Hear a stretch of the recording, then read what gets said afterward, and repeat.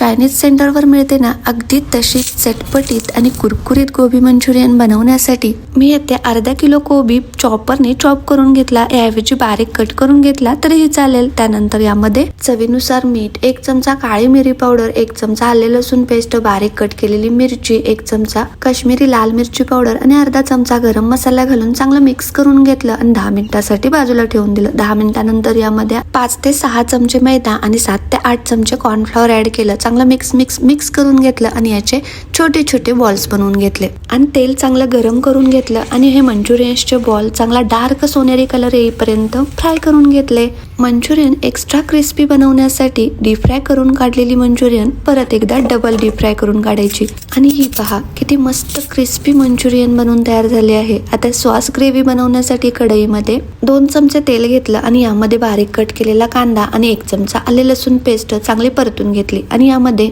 बारीक कट केलेली शिमला मिरची, कांद्याचे पात आणि थोडासा कोबी घालून परतून घेतलं। त्यानंतर यामध्ये 2 चमचे सोया सॉस, 2 चमचे चिली सॉस आणि 4 चमचे टोमॅटो सॉस घातला। अर्धा कप पाणी घालून चांगली उकळी आल्यानंतर यामध्ये 2 चमचे कॉर्नफ्लॉवरची स्लरी ऍड केली, चिमूटभर रेड फूड कलर, 1 चमचा व्हिनेगर, 1 चमचा काळी मिरी पावडर आणि अगदी थोडंसं चवीनुसार मीठ ऍड केलं, मिक्स करून घेतलं आणि यामध्ये मंचुरियन्सचे बॉल्स ऍड केले, वरून कोथिंबीर आणि कांद्याची पात ऍड केली, 30 सेकंदासाठी परतून घेतलं आणि लगेच गरमागरम मंचुरी तयार झाली।